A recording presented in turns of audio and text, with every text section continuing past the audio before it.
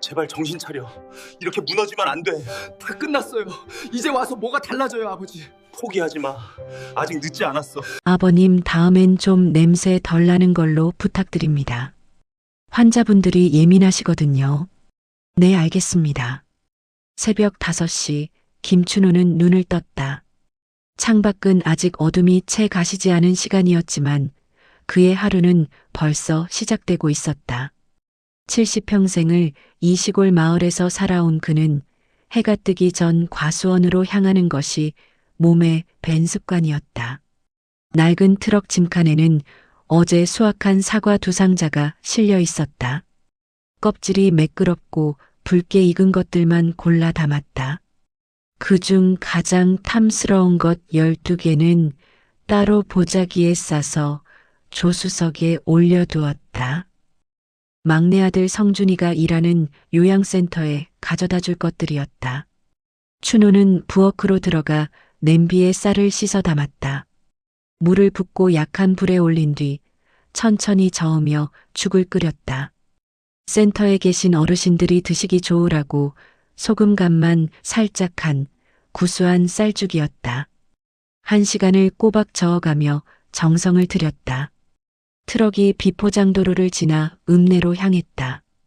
차창 밖으로 펼쳐지는 논밭과 산자락이 익숙했다. 이 길을 수십 년 동안 오갔지만 오늘따라 마음 한구석이 무겁게 느껴졌다. 지난주 센터를 방문했을 때 성준의 표정이 자꾸 떠올랐다. 아들은 괜찮다고 했지만 아버지의 눈은 속일 수 없었다. 센터 주차장에 도착한 것은 오전 9시 반이었다. 춘호는 보자기에 싼 사과와 보온병에 담은 죽을 들고 입구로 들어갔다. 안내 데스크의 젊은 직원이 그를 알아보고 고개를 숙여 인사했다. 성준 씨 아버님이시죠? 안녕하세요. 그래요. 아들 좀 불러줄 수 있나? 네, 잠시만요. 복도 저편에서 성준이 걸어왔다. 흰색 근무복을 입은 아들의 얼굴은 피곤해 보였다. 눈가에 그늘이 졌고 어깨는 평소보다 더 처져 있었다. 춘호는 아무 말 없이 사과 보자기를 건넸다. 아버지 또 이렇게 오시면 어떡해요. 괜찮은데. 괜찮긴. 얼굴이 파리했네. 바쁜 시기라 그래요. 괜찮아요. 두 사람은 1층 휴게실로 자리를 옮겼다. 춘호는 보온병 뚜껑을 열어 죽을 따라 주었다. 성준은 숟가락을 들었지만 몇 숟갈 뜨다 말고 멈췄다. 그의 시선이 복도 쪽을 향했다. 성준아, 무슨 일 있나? 아니에요, 아버지. 아무것도 아니에요. 하지만 춘호는 알고 있었다. 아들이 무언가를 숨기고 있다는 것을, 그리고 그것이 단순한 피로가 아니라는 것을. 휴게실 창밖으로 센터 정원이 보였다. 가을볕이 따스하게 내리시고 있었지만 춘호의 가슴속은 차가운 예감으로 가득 찼다. 성준은 죽 한 그릇을 다 비우지 못했다. 전화벨이 울렸고 그는 황급히 자리에서 일어났다. 아버지, 저 들어가 봐야 해요. 사과 고맙게 먹을게요. 그래, 가거라. 몸 챙기고. 아들이 복도 저편으로 사라지는 모습을 바라보며 춘호는 보온병 뚜껑을 천천히 닫았다. 그의 손이 미세하게 떨리고 있었다. 무언가 잘못되고 있다는 느낌. 그것은 70년을 살아온 사람의 직감이었다. 트럭에 돌아온 춘호는 시동을 걸지 않고 한동안 가만히 앉아 있었다. 핸드폰을 꺼내 연락처를 내렸다. 큰아들 도윤의 이름이 화면에 떠올랐다. 하지만 그는 전화를 걸지 않았다. 아직은 아니었다. 조금 더 지켜봐야 했다. 그날 저녁 춘호는 과수원 작업실에 홀로 앉아 있었다. 창밖으로 어둠이 내렸고 벌레 소리만이 조용히 울려 퍼졌다.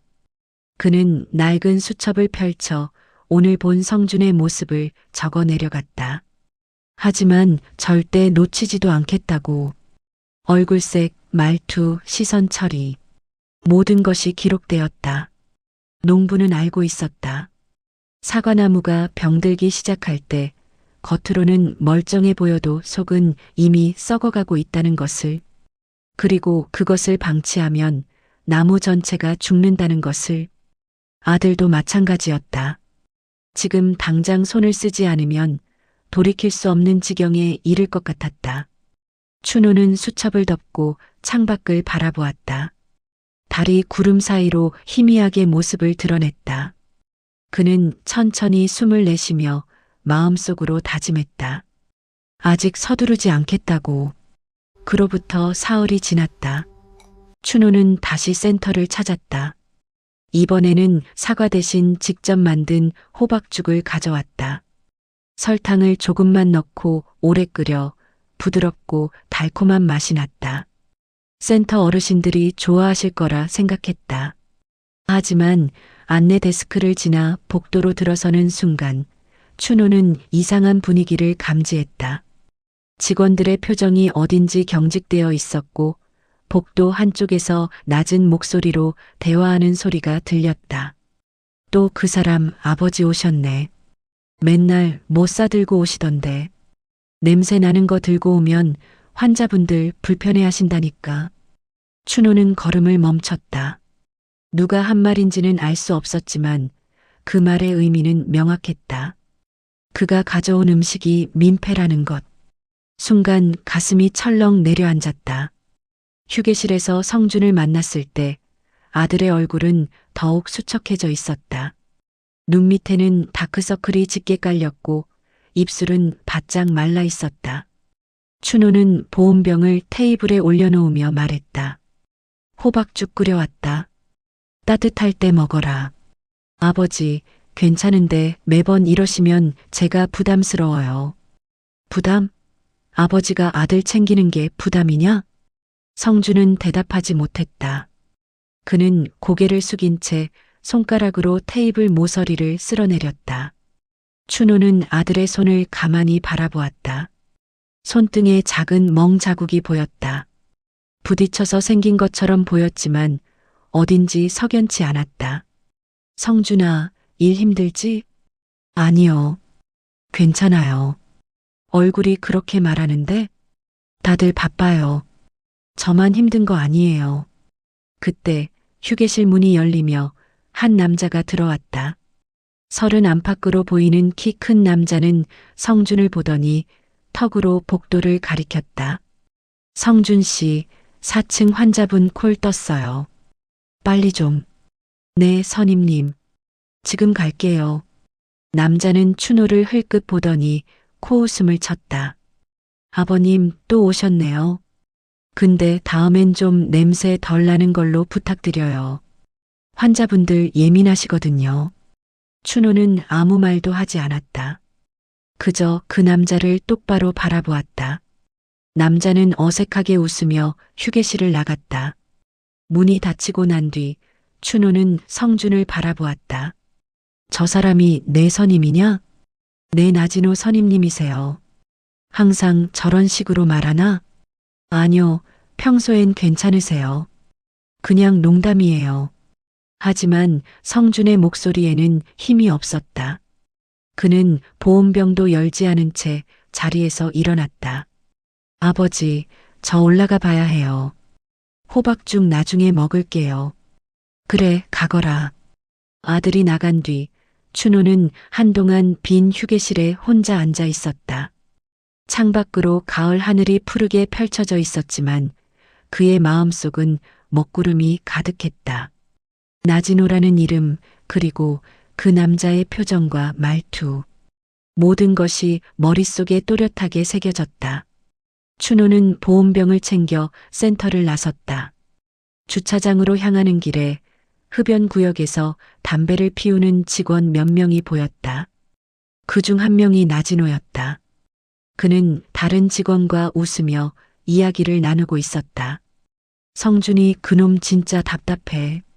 시키는 것만 하고 눈치도 없고 그래도 착하잖아. 말 잘 듣고 착한 게 아니라 멍청한 거지. 뭐 편하긴 해. 춘호는 그들을 지나쳐 트럭에 올랐다. 시동을 걸고 백미러를 통해 흡연 구역을 바라보았다. 나진호는 여전히 웃고 있었다. 춘호는 핸들을 꽉 쥐었다. 손마디가 하얗게 변할 정도로. 집으로 돌아가는 길, 춘호는 트럭을 길가에 세웠다. 핸드폰을 꺼내 큰아들 도윤에게 문자를 보냈다. 도윤아, 이번 주말에 집에 내려올 수 있냐? 답장은 금방 왔다. 네, 아버지. 무슨 일이세요? 만나서 얘기하자. 중요한 일이다. 춘호는 핸드폰을 내려놓고 창밖을 바라보았다. 저 멀리 산자락 너머로 해가 기울고 있었다. 그는 천천히 숨을 내쉬며 다짐했다. 이제는 가만히 있을 수 없다고. 아들을 지켜야 한다고. 주말 아침 도윤의 차가 마을 입구에 들어섰다. 검은색 세단은 비포장 도로를 조심스럽게 지나 춘호의 집 앞에 멈춰섰다. 차에서 내린 도윤은 깔끔한 정장 차림이었다. 공공기관 직원답게 단정한 인상을 풍겼다. 아버지, 안녕하세요. 왔구나. 들어오너라. 춘호는 아들을 거실로 안내했다. 테이블 위에는 이미 차가 준비되어 있었다. 두 사람은 마주 앉았고 한동안 말없이 차를 마셨다. 도윤이 먼저 입을 열었다. 무슨 일이세요, 아버지? 성준이 일 때문이다. 춘호는 지난 며칠간 있었던 일들을 차근차근 설명했다. 센터를 방문했을 때 본 성준의 모습, 나진호라는 선임의 태도, 그리고 직원들 사이에서 오간 대화까지 모든 것을 빠짐없이 이야기했다. 도윤은 아버지의 말을 묵묵히 듣고 있었다. 그의 표정은 점점 굳어졌다. 손가락으로 찻잔을 천천히 돌리며 무언가를 깊이 생각하는 듯했다. 아버지, 혹시 성준이한테 직접 물어보셨어요? 물어봤지. 그런데 괜찮다고만 하더구나. 본인이 괜찮다는데 제가 나서도 될까요? 춘호는 잠시 침묵했다. 그리고 조용하지만 단단한 목소리로 말했다. 도윤아, 나는 70년을 살았다. 사람 보는 눈이 있어. 내 동생이 지금 괜찮은 게 아니야. 무너지고 있는 거다. 도윤은 더 이상 반문하지 않았다. 아버지의 눈빛을 보았을 때 그곳에는 확신이 담겨 있었다. 그리고 그 확신은 단순한 걱정이 아니라 오랜 시간 사람을 관찰해 온 사람만이 가질 수 있는 직감이었다. 알겠습니다.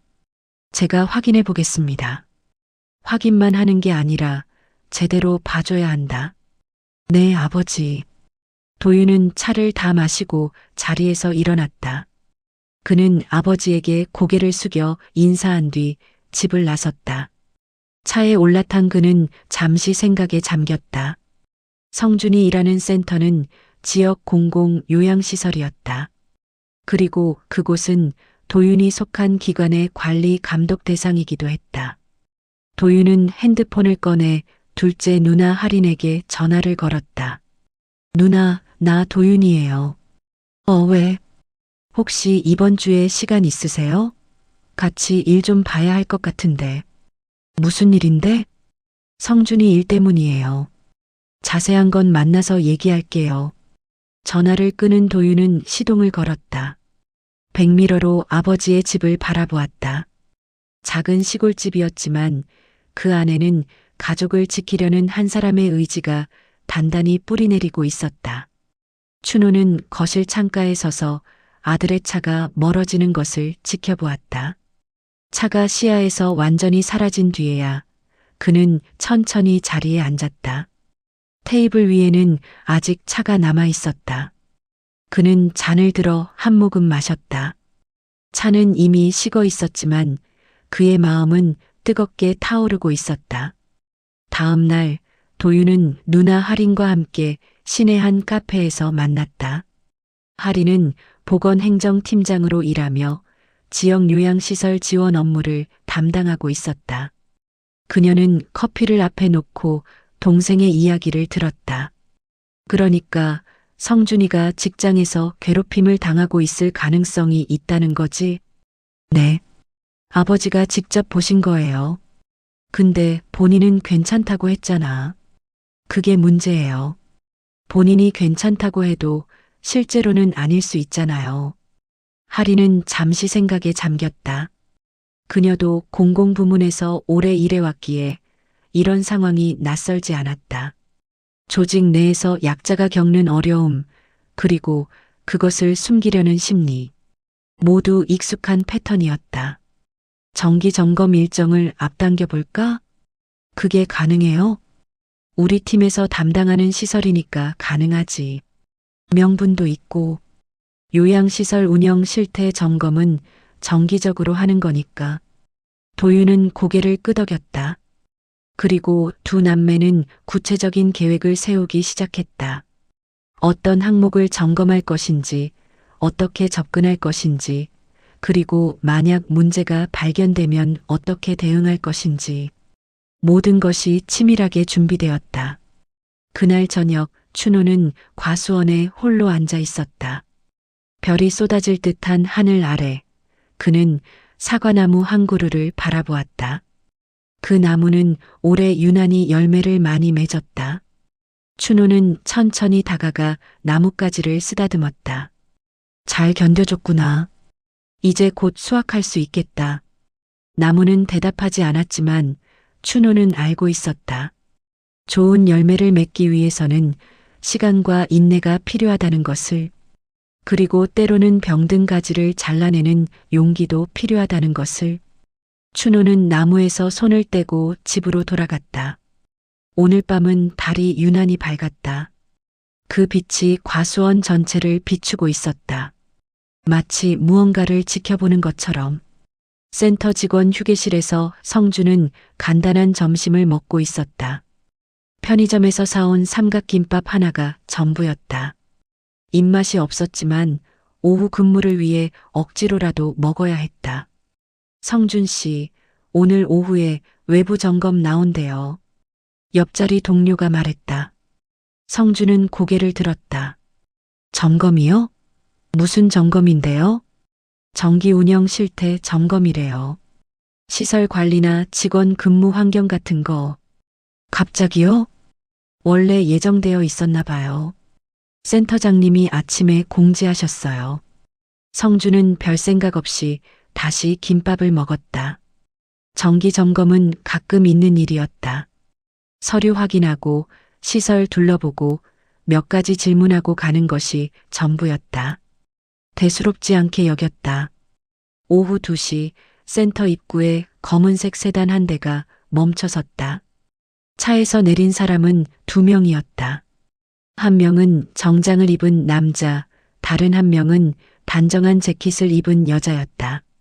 두 사람 모두 서류 가방을 들고 있었고 목에는 신분증이 걸려 있었다. 안내 데스크 직원이 그들을 맞이했다. 안녕하세요. 공공기관 감사팀에서 나왔습니다. 아, 네. 센터장님께 연락드릴게요. 잠시 후 센터장 하영준이 로비로 내려왔다. 그는 어색한 미소를 지으며 두 사람을 맞이했다. 어서 오세요. 오늘 점검이 있다는 건 들었습니다만 좀 갑작스럽네요. 정기 점검 일정이었습니다. 미리 공문 발송해 드렸는데 못 받으셨나요? 하영준은 당황스러운 표정을 지었다. 공문을 받은 기억이 없었다.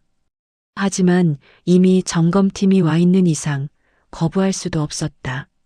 아, 제가 확인을 못했나 보네요. 어디부터 보시겠습니까? 먼저 직원 근무 환경과 시설 운영 현황을 살펴보겠습니다. 관련 서류 준비해 주시겠어요? 네, 알겠습니다. 하영준은 행정실로 가서 서류를 준비했다. 그 사이 도윤과 하리는 센터 내부를 둘러보기 시작했다. 복도를 지나며 두 사람은 시설 상태를 꼼꼼히 확인했다. 벽지 상태, 소화기 배치, 환자실 청결도, 모든 것이 기록되었다. 3층 환자실 복도를 지나갈 때 하리는 한 직원이 환자를 돌보는 모습을 보았다. 그 직원은 바로 성준이었다. 하리는 동생을 알아봤지만 표정 하나 변하지 않았다. 도윤도 마찬가지였다. 두 사람은 그저 지나가는 점검팀처럼 행동했다. 성주는 그들을 보고 고개를 숙여 인사했다. 하지만 그들이 누구인지는 알지 못했다. 정장을 입은 공무원들이 가끔 센터를 방문하는 것은 익숙한 일이었으니까. 오후 3시 센터장실에서 본격적인 점검이 시작되었다. 도윤과 하리는 각종 서류를 요청했다. 직원명부, 근무일정표, 급식관리 대장, 예산 집행 내역. 센터장은 땀을 흘리며 서류를 하나씩 꺼내 보였다. 인력 배치가 좀 불균형해 보이는데요. 할인이 근무 일정표를 가리키며 말했다. 성준의 이름이 유독 많이 기재되어 있었다. 주말 근무, 야간 근무, 긴급 호출 대기. 다른 직원들에 비해 월등히 많은 업무가 배정되어 있었다. 그건 인력이 부족해서 그렇습니다. 요즘 구인이 어려워서요. 그렇다면 추가 채용 계획은 있으신가요? 검토 중입니다. 도윤은 서류를 넘기며 다른 항목들도 확인했다. 급식 예산은 적정하게 집행되고 있었지만 식자재 납품 업체가 최근 몇 달간 동일한 곳으로만 고정되어 있었다. 계약서를 요청하자 센터장은 잠시 머뭇거렸다. 계약서는 행정실에 보관되어 있습니다. 지금 당장은 찾기가 내일까지 제출해 주시면 되겠습니다. 하영주는 고개를 끄덕였다. 그의 이마에 땀방울이 맺혔다. 뭔가 꼬이기 시작하고 있다는 느낌이 들었다. 점검팀은 오후 5시까지 센터에 머물렀다. 직원 몇 명과 간단한 면담도 진행했다. 나진호도 그중 한 명이었다. 그는 자신감 넘치는 태도로 질문에 답했다. 근무 환경은 어떤가요? 좋습니다. 센터에서 직원들 복지에 신경 많이 써주시거든요. 업무 분담은 공평하게 이루어지나요? 네, 물론이죠. 다들 열심히 하고 있습니다. 도윤은 그의 대답을 들으며 아무런 표정 변화도 보이지 않았다. 그저 서류의 내용을 기록할 뿐이었다. 면담이 끝나고 나진호가 나간 뒤 할인이 작게 중얼거렸다. 저 사람 말이 너무 매끄럽네. 그런 사람일수록 뭔가 숨기고 있죠. 두 사람은 서류를 정리하고 센터장에게 인사했다. 오늘은 이만 마치겠습니다. 추가로 필요한 서류는 내일까지 이메일로 보내주세요. 네, 알겠습니다. 센터를 나서며 도윤과 할인은 주차장으로 걸어갔다. 차에 오르기 전 할인이 말했다. 성준이 얼굴 봤어? 봤어요. 안 좋아 보이더라. 아버지 말씀이 맞았네. 이제 시작이에요. 더 파봐야죠. 차가 센터를 떠났다. 그 모습을 복도 창문에서 지켜보던 성준은 고개를 갸우뚱했다. 오늘 점검팀이 왜 그렇게 꼼꼼하게 확인했는지 이해할 수 없었다. 하지만 곧 다른 업무에 정신이 팔렸고 그 생각은 머릿속에서 사라졌다. 저녁 8시 춘호는 집 마당에서 도윤의 전화를 받았다. 아버지, 오늘 센터 다녀왔습니다. 그래, 어땠냐? 아버지 말씀대로 문제가 있어 보입니다. 정확히 파악하려면 며칠 더 걸릴 것 같아요. 고생했다. 조심해서 하거라. 네, 아버지. 전화를 끊은 춘호는 밤하늘을 올려다보았다. 별들이 총총히 박혀 있었다. 그는 천천히 숨을 내쉬며 마음속으로 중얼거렸다. 조금만 더 기다려라, 성준아. 곧 끝날 거다. 이틀 뒤 도윤과 하리는 다시 센터를 방문했다. 이번에는 더 구체적인 자료를 요청하기 위해서였다. 센터장실에 들어서자 하영주는 이미 서류 뭉치를 준비해 놓고 있었다. 요청하신 계약서와 예산 집행 내역입니다. 감사합니다. 하리는 서류를 받아 펼쳤다. 식자재 납품 계약서를 살펴보니 계약 금액이 시세보다 다소 높았다. 그리고 계약서 하단에는 외부 후원단체의 도장이 찍혀 있었다. 계약 과정에 제3자가 개입한 흔적이었다. 이 후원단체는 어떤 곳인가요? 지역사회복지 후원단체입니다. 센터 운영을 지원해 주시는 곳이에요. 후원과 납품 계약이 함께 이루어지는 구조네요. 그게 후원을 받는 대신 그쪽 거래처를 이용하는 조건이었습니다. 도윤은 눈썹을 치켜 올렸다. 이런 구조는 법적으로 문제가 없지만 투명성 면에서는 의문이 생길 수밖에 없었다. 후원과 계약이 결합되면 실질적인 납품 가격과 품질 관리가 제대로 이루어지지 않을 가능성이 높았다. 그 후원단체 담당자와 연락할 수 있을까요? 네, 총무이신 오재영 씨입니다. 연락처 드릴게요. 센터장은 명함을 건넸다. 도윤은 명함을 받아 주머니에 넣었다. 그리고 다음 질문을 이어갔다. 직원 근무 환경 관련해서 추가로 확인할 게 있습니다. 최근 6개월간 직원 면담 기록이 있나요? 면담 기록이요? 네, 직원들의 근무 만족도나 애로사항을 파악하기 위한 정기 면담 말입니다. 센터장은 난처한 표를 지었다. 저희는 따로 기록을 남기지는 않았습니다. 그냥 수시로 이야기 나누는 정도라서요. 그렇다면 공식적인 소통 체계가 없다는 뜻이네요.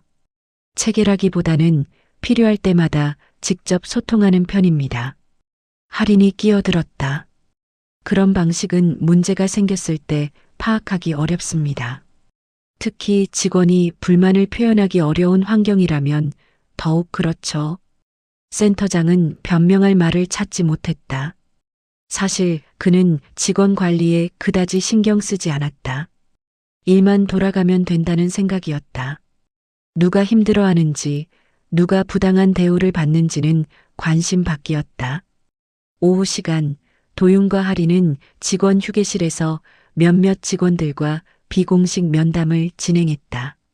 점심시간을 이용해 자연스럽게 대화를 나누는 형식이었다. 성준도 그중 한 명이었다. 일은 어떠세요? 하린이 부드럽게 물었다. 성준은 잠시 망설이다 대답했다. 괜찮습니다. 업무량이 많다고 느끼진 않으세요? 바쁘긴 한데 다들 그렇잖아요. 다른 직원들도 똑같이 바쁜가요? 성준은 대답하지 못했다. 사실 자신이 다른 직원들보다 훨씬 많은 업무를 떠안고 있다는 걸 알고 있었다. 하지만 그걸 인정하는 순간 자신이 무능하다는 걸 인정하는 것 같았다. 혹시 힘든 점이 있으면 말씀하세요. 저희가 개선할 수 있도록 돕겠습니다. 아니요, 괜찮습니다. 성준은 고개를 저었다. 하리는 더 이상 추궁하지 않았다. 그 대신 다른 직원들과도 대화를 나누며 센터 내부 분위기를 파악했다. 면담이 끝난 뒤 도윤과 하리는 센터 밖 카페에서 만났다. 두 사람은 오늘 수집한 정보를 정리했다. 성준이 완전히 위축되어 있어. 본인은 괜찮다고 하는데 표정이나 말투를 보면 전혀 그렇지 않아요. 문제는 본인이 도움을 요청하지 않는다는 거야. 이런 경우엔 외부에서 개입해야 하는데 명분이 필요해. 명분은 이미 있어요. 인력 배치 불균형, 근무 환경 관리 부실, 후원 계약 투명성 문제. 충분히 시정 요구할 수 있어요. 하리는 노트북을 열어보고서 초안을 작성하기 시작했다. 도윤은 커피를 마시며 창밖을 바라보았다. 저 멀리 센터 건물이 보였다. 그 안에서 지금도 성준은 일하고 있을 것이다. 그날 저녁 도윤은 오재영에게 전화를 걸었다. 안녕하세요. 공공기관 감사팀 김도윤입니다. 잠시 시간 내주실 수 있으신가요? 무슨 일이신가요? 센터와의 후원 계약 건으로 확인할 게 있습니다. 전화 너머로 잠시 침묵이 흘렀다. 오재영은 조심스럽게 대답했다. 언제 만나실 건가요? 내일 오전 어떠세요? 알겠습니다. 장소 알려주시면 제가 가겠습니다. 전화를 끄는 도윤은 하린에게 문자를 보냈다. 내일 오재영 만나요. 누나도 같이 가실래요? 당연하지. 같이 가야지. 그날 밤 춘호는 과수원에서 사과를 수확하고 있었다. 달빛 아래에서 일하는 것은 힘들었지만 마음만큼은 편안했다. 아들들이 움직이고 있다는 걸 알았기 때문이다. 한 알의 사과를 따서 손바닥에 올려놓았다. 붉게 익은 사과는 달빛을 받아 반짝였다. 춘호는 사과를 닦아 한 입 베어 물었다. 달고 아삭한 맛이 입안에 퍼졌다. 잘 자랐구나.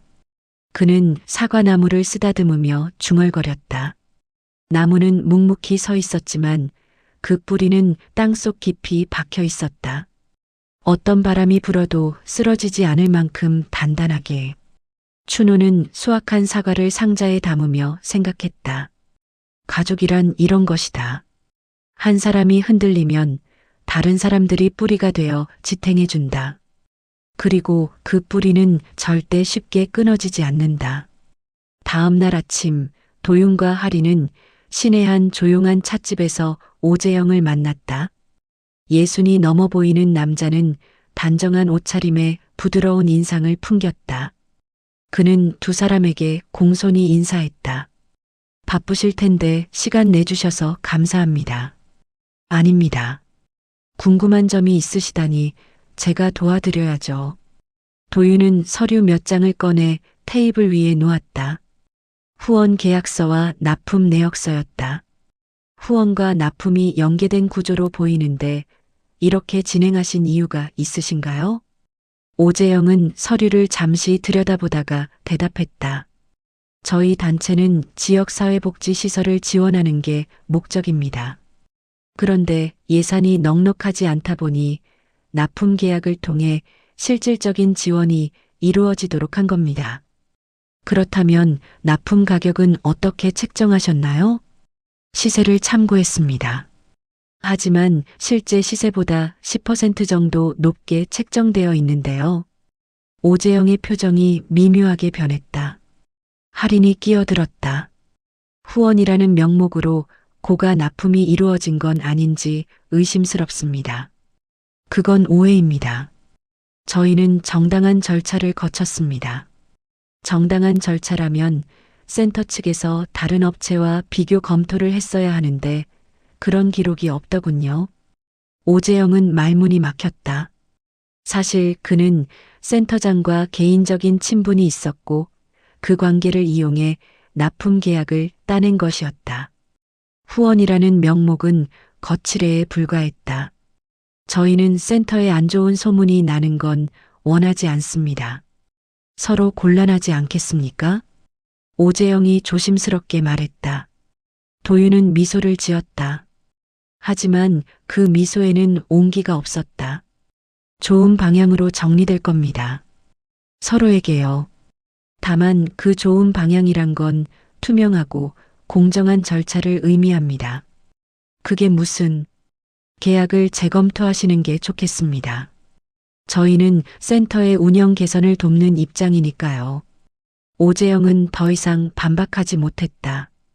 두 사람의 눈빛에서 단호함이 느껴졌기 때문이다. 그는 고개를 끄덕이며 자리에서 일어났다. 알겠습니다. 검토해 보겠습니다. 오재영이 떠난 뒤 할인이 말했다. 저 사람 꼬리 밟혔다는 거 알아? 알겠죠. 이제 센터 측도 압박을 느낄 거예요. 다음은 뭐야? 센터장과 직접 이야기해야죠. 그리고 나진호라는 사람도. 두 사람은 찻집을 나섰다. 거리는 한산했고 가을바람이 차갑게 불어왔다. 하지만 두 사람의 발걸음은 흔들리지 않았다. 그들에게는 지켜야 할 사람이 있었고 바로 잡아야 할 것들이 있었다. 그날 오후 센터장 하영주는 사무실에 혼자 앉아 고민에 빠져 있었다. 점검팀의 압박이 점점 강해지고 있었다. 후원 계약 문제, 인력 배치 불균형, 직원 관리 부실, 모든 것이 드러나고 있었다. 그는 책상 서랍을 열어 오래된 수첩을 꺼냈다. 그 안에는 오재영과 주고받은 메모들이 적혀 있었다. 납품 금액, 수수료, 계약 조건, 모든 것이 증거였다. 하영주는 한숨을 내쉬었다. 이제 와서 숨길 수도 없었다. 점검팀은 이미 모든 걸 파악하고 있었다. 선택지는 하나뿐이었다. 인정하고 바로잡는 것. 그는 핸드폰을 꺼내 도윤에게 전화를 걸었다. 감사관님, 센터장 하영준입니다. 혹시 내일 시간 되시면 다시 한번 만날 수 있을까요? 말씀드릴 게 있습니다. 전화 너머로 도윤의 목소리가 들려왔다. 알겠습니다. 내일 오전에 뵙겠습니다. 전화를 끊은 하영준은 창밖을 바라보았다. 해가 서쪽으로 기울고 있었다. 긴 하루가 저물어가고 있었다. 그리고 센터에도 그 자신에게도 변화의 시간이 다가오고 있었다. 다음 날 아침 도윤과 하리는 약속 시간보다 일찍 센터 근처 카페에 모였다. 테이블 위에는 노트북과 서류 뭉치가 펼쳐져 있었다. 하린이 화면을 가리키며 입을 열었다. 오빠, 이거 봐. 센터 예산 집행 내역인데 뭔가 이상해. 도윤이 화면을 들여다보았다. 식자재 납품 비용이 매달 일정하게 지출되고 있었지만 금액이 시세보다 눈에 띄게 높았다. 더 이상한 건 납품업체가 3년간 단 한 번도 바뀌지 않았다는 점이었다. 공개 입찰 기록이 없네. 없어. 전부 수의계약이야. 그것도 같은 업체하고만. 두 사람은 서로 눈빛을 교환했다. 이건 단순한 인력 관리 문제가 아니었다. 센터 운영 자체에 구조적인 허점이 있었다. 할인이 다른 파일을 열었다. 그리고 이것 봐. 직원 초과 근무 수당 지급 내역인데 성준이 이름이 압도적으로 많아. 다른 직원들보다 거의 2배야. 수당은 제대로 나간 거네. 돈 문제가 아니잖아. 한 사람한테 업무를 몰아주는 게 문제지. 도윤은 고개를 끄덕이며 메모를 했다.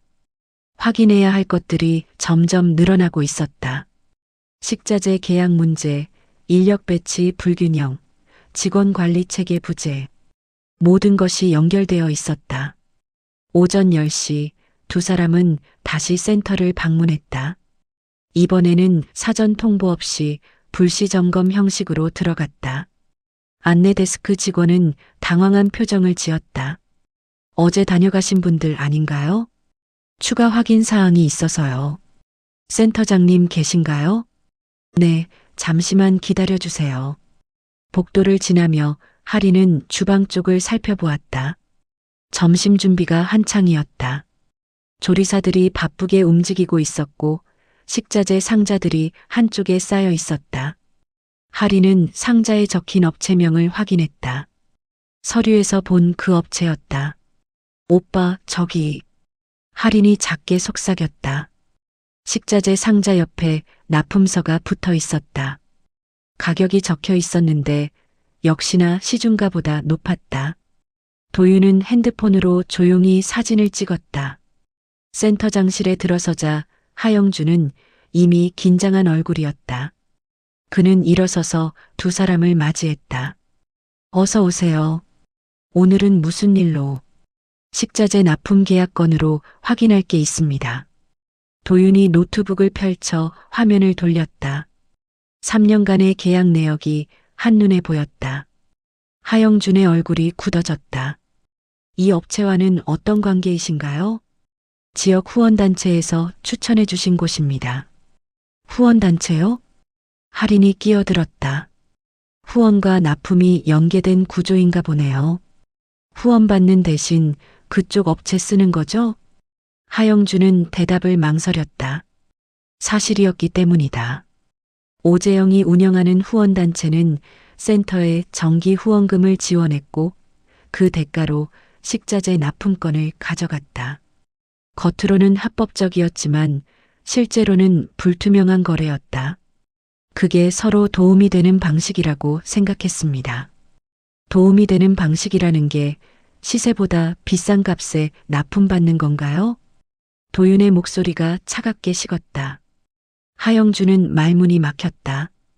그는 이 문제가 언젠가 불거질 거라는 걸 알고 있었다. 하지만 당장 운영이 편하다는 이유로 눈 감아왔다. 센터장님, 솔직하게 말씀해 주세요. 이 계약에 개인적인 이득이 있으셨나요? 아닙니다. 저는 한 푼도 받은 적 없습니다.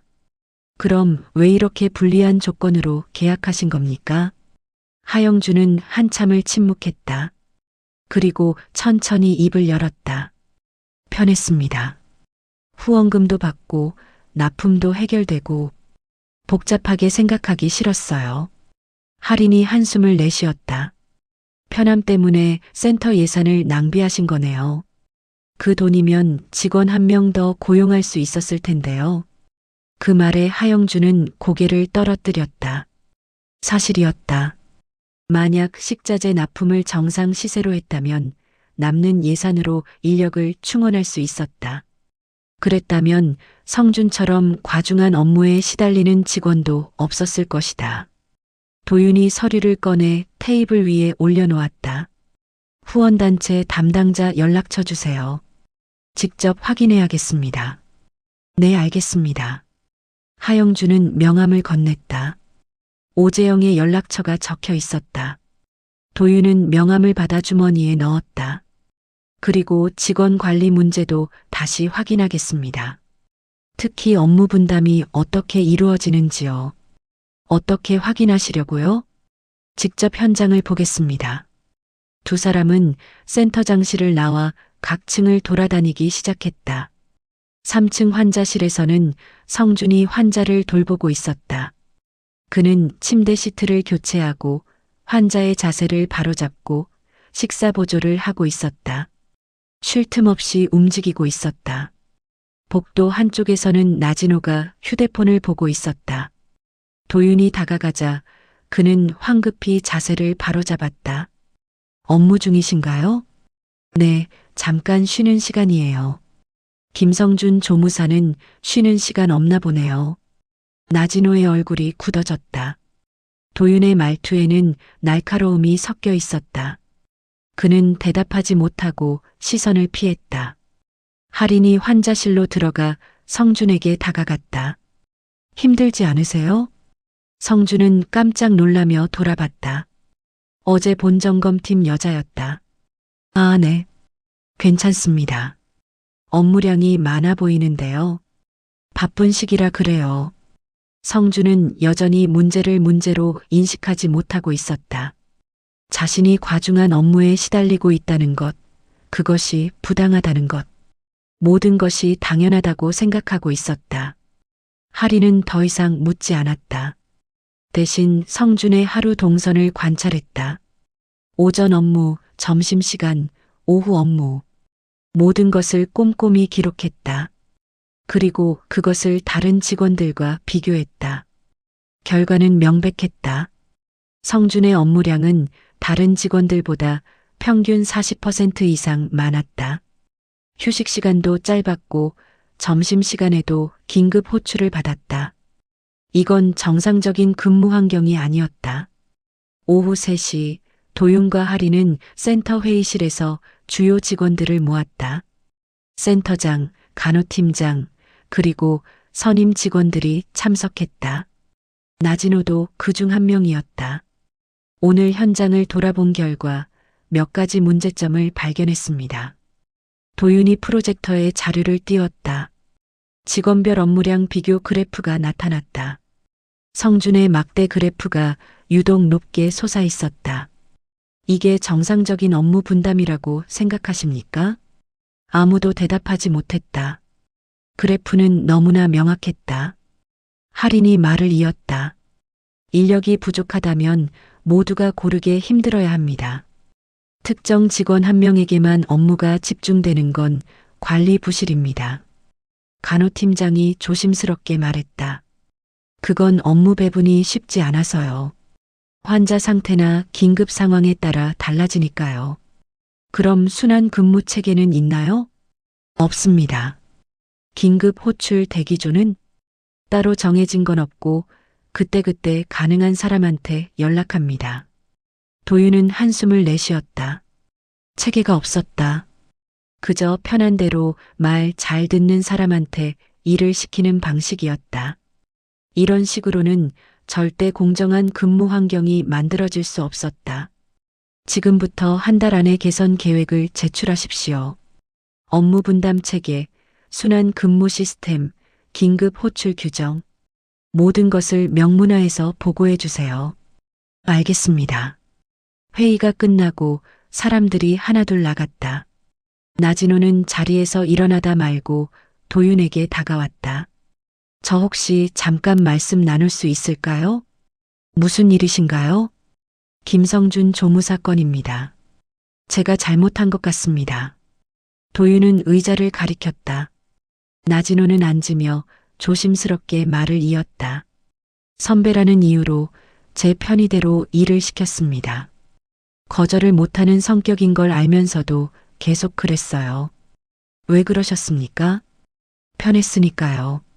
시키면 다 하니까. 그런데 오늘 그래프를 보고 깨달았습니다. 제가 얼마나 부당하게 대했는지. 도윤은 나진호를 똑바로 바라보았다. 그의 눈에는 진심 어린 후회가 담겨 있었다. 깨달았다면 바로잡으세요. 지금부터라도. 어떻게 해야 할까요? 먼저 본인에게 사과하세요. 그리고 앞으로는 공평하게 대하세요. 그게 전부입니다.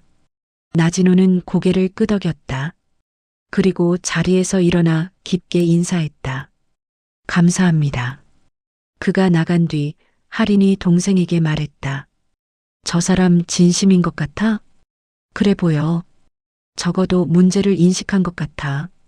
인식하는 것만으로는 부족하잖아. 맞아. 하지만 시작은 됐어. 이제 행동으로 보여줘야지.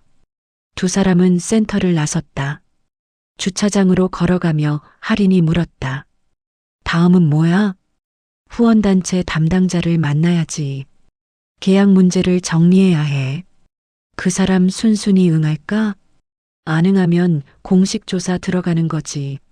선택권은 저쪽에 있어. 차에 올라타며 도윤은 명함을 꺼내 보았다. 오재영, 58세, 지역 후원단체 총무. 그는 핸드폰을 꺼내 전화를 걸었다. 여보세요, 오재영 총무님이신가요? 네, 그런데 누구시죠? 공공기관 감사팀 김도윤입니다. 센터 후원 계약건으로 확인할 게 있는데 내일 시간 되시나요? 전화 너머로 잠시 침묵이 흘렀다. 오재영은 조심스럽게 대답했다. 무슨 문제라도 있습니까? 직접 만나서 얘기하는 게 좋겠습니다. 알겠습니다. 내일 오전 어디서 뵐까요? 센터 근처 카페로 제가 문자 드리겠습니다. 네, 알겠습니다. 전화를 끄는 도윤은 시동을 걸었다. 할인이 물었다. 긴장하는 것 같던데? 당연하지. 뭔가 찔리는 게 있으니까. 얼마나 깊이 연루되어 있을까? 그건 만나봐야 알겠지. 차는 도시를 가로질러 달렸다. 저녁 노을이 하늘을 붉게 물들이고 있었다. 도윤은 백미러로 센터가 멀어지는 모습을 바라보았다. 저 안에 성준이 아직 일하고 있을 것이었다. 조금만 더 기다려라. 곧 끝날 거다. 그는 마음속으로 중얼거리며 엑셀을 밟았다. 해야 할 일들이 아직 많이 남아 있었다. 하지만 포기할 수 없었다. 동생을 지키는 것, 그것이 형으로서 할 수 있는 최선이었으니까. 그날 밤 춘호는 과수원에서 별을 바라보고 있었다. 밤하늘은 맑았고 별들이 총총히 빛나고 있었다. 그는 핸드폰을 꺼내 도윤에게서 온 문자를 다시 읽었다. 아버지, 내일 후원단체 사람 만나요. 곧 정리될 것 같습니다.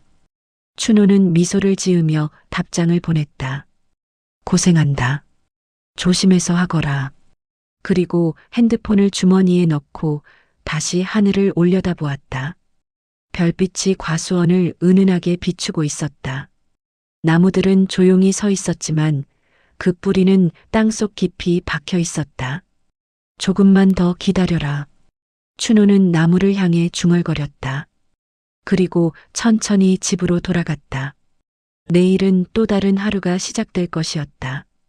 그리고 그 하루는 분명 오늘보다 나아질 것이었다. 다음 날 아침 도윤과 하리는 센터 근처 조용한 카페에서 오재영을 기다리고 있었다. 테이블 위에는 노트북과 서류 뭉치가 준비되어 있었다. 정확히 약속 시간에 오재영이 들어섰다. 60 가까운 나이에도 단정한 옷차림의 남자였다. 하지만 얼굴에는 긴장감이 역력했다. 그는 두 사람에게 공손히 인사하며 자리에 앉았다. 먼 길 오시느라 수고하셨습니다. 아닙니다. 바쁘실 텐데 시간 내주셔서 감사합니다. 도윤이 노트북을 열어 화면을 돌렸다. 3년간의 납품 계약 내역이 한눈에 보였다. 오재영은 화면을 보더니 작게 헛기침을 했다. 센터와의 후원 계약이 꽤 오래되셨네요. 네, 벌써 3년째입니다. 저희 단체가 지역 복지시설을 지원하는 게 주 사업이거든요. 할인이 끼어들었다. 후원과 납품이 함께 이루어지는 구조인데 이렇게 운영하시는 특별한 이유가 있으신가요? 오재영은 잠시 생각하다 대답했다. 저희 단체 예산이 넉넉하지 않습니다. 그래서 후원금을 직접 주는 대신 식자재를 납품하는 방식으로 실질적인 도움을 드리는 거죠. 그런데 납품 가격이 시세보다 높게 책정되어 있습니다. 도윤이 다른 화면을 띄웠다. 시중 식자재 가격과 센터 납품 가격을 비교한 표였다. 거의 모든 품목에서 1015% 차이가 났다. 이건 품질 차이 때문입니다. 저희는 좋은 식자재를 공급하거든요. 품질 인증서나 검사 결과가 있으신가요? 그건 없습니다. 할인이 차갑게 말했다. 품질 증빙도 없이 고가로 납품하신 거네요. 그럼 이건 후원이 아니라 고가 판매 아닙니까? 오재영의 얼굴이 굳어졌다. 그는 커피잔을 들어 한 모금 마시며 시간을 끌었다. 도윤은 기다려주지 않았다. 총무님, 솔직하게 말씀해 주십시오. 센터장과 개인적인 관계가 있으신가요? 친분은 있습니다. 같은 지역에서 오래 활동하다 보니 자연스럽게 알게 됐죠. 그 친분을 이용해서 계약하신 건 아닙니까? 오재영은 대답하지 못했다. 사실이었기 때문이다. 하영준과는 20년 넘게 알고 지낸 사이였다. 그 관계를 활용해 센터 납품권을 따낸 것이었다. 경쟁 입찰도 비교 견적도 없이 저희는 나쁜 의도가 아니었습니다.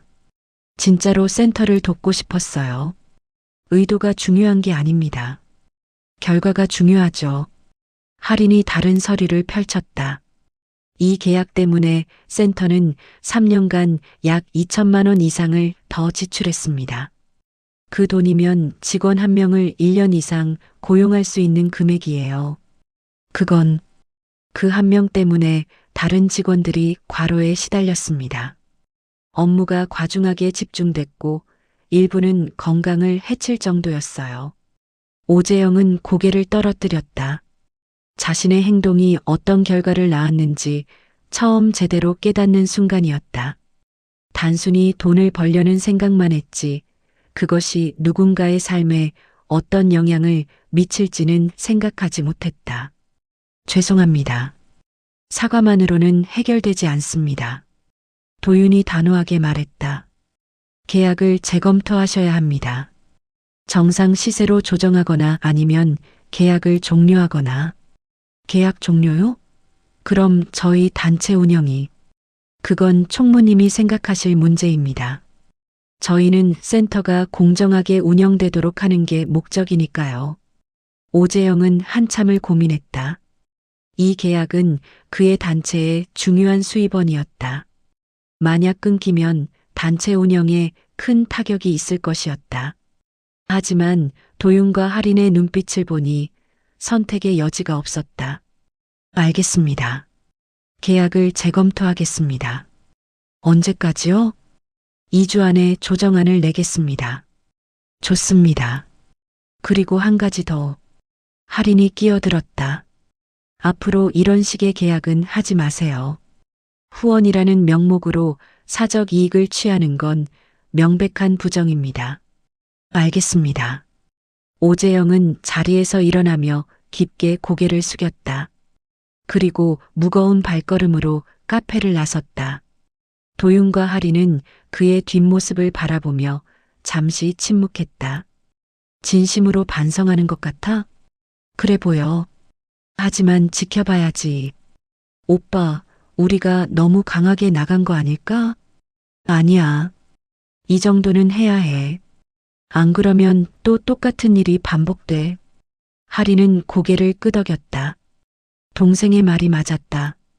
온정주의로 넘어가면 문제는 절대 해결되지 않는다.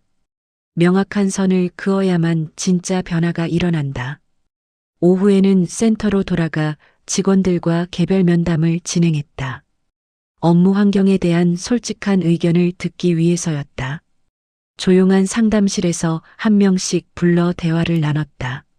첫 번째로 들어온 사람은 중년 간호사였다. 업무 환경에 불편한 점이 있으신가요? 글쎄요, 크게 불편한 건 없는데 사람마다 업무량이 다른 것 같긴 해요. 구체적으로 어떻게요? 어떤 직원은 바쁘게 움직이는데 어떤 직원은 여유 있어 보이거든요. 그런데 그게 당연한 줄 알았어요. 당연하지 않습니다. 할인이 말했다. 모든 직원이 공평하게 일해야 해요. 만약 특정 직원에게만 일이 몰린다면 그건 관리자의 책임입니다. 간호사는 고개를 끄덕였다. 그리고 조심스럽게 말했다. 사실 김성준 조무사가 좀 많이 힘들어하는 것 같아요. 항상 뛰어다니고 점심시간에도 호출받고 그걸 알고 계셨으면 왜 말씀 안 하셨어요? 제가 말해서 될 문제인가 싶었어요. 그리고 본인도 괜찮다고 하니까. 도윤이 한숨을 내쉬었다. 앞으로는 말씀해 주세요. 동료가 힘들어하는 걸 보고만 있으면 안 됩니다. 네, 앞으로는 말씀해 주세요. 동료가 힘들어하는 걸 보고만 있으면 안 됩니다. 네, 알겠습니다. 간호사가 나가고 다음으로 신입 조무사가 들어왔다. 젊은 여직원은 긴장한 표정이었다. 편하게 말씀하세요. 평가하려는 게 아니라 개선점을 찾으려는 겁니다. 네, 사실 저는 아직 신입이라 잘 모르겠어요. 그런데 성준 선배님이 정말 많이 바쁘시더라고요. 어떻게 바쁘던가요? 저는 한 명만 담당하는데 선배님은 3명 이상 돌보시고 긴급 상황 나면 항상 먼저 뛰어가시고 쉬는 시간도 거의 없으신 것 같아요. 그걸 보고 이상하다고 생각 안 하셨어요? 이상하긴 했는데 원래 그런 건 줄 알았어요. 선배니까 일을 더 많이 하는 거라고. 도윤은 고개를 저었다. 이것이 문제였다. 부당한 상황이 일상화되면 사람들은 그것을 당연하게 받아들인다. 그리고 피해자조차 자신이 피해를 받는다는 걸 인식하지 못한다. 면담은 오후 내내 계속되었다. 총 12명의 직원을 만났고 대부분 비슷한 증언을 했다. 성준의 업무량이 과중하다는 것, 하지만 본인이 괜찮다고 하니 그냥 넘어갔다는 것. 마지막으로 나진호가 들어왔다. 그는 어제보다 더 수척해 보였다. 밤새 고민한 흔적이 역력했다. 어제 말씀드린 대로 제가 성준 씨한테 사과했습니다. 뭐라고 하셨나요? 그동안 함부로 대해서 미안하다고 앞으로는 달라지겠다고 했습니다. 성준 조무사 반응은 어땠나요? 놀라더라고요. 그리고 괜찮다고 했어요. 자기는 아무렇지 않았다고. 할인이 물었다. 그럼 정말 아무렇지 않았던 걸까요? 나진호는 고개를 저었다. 아니요.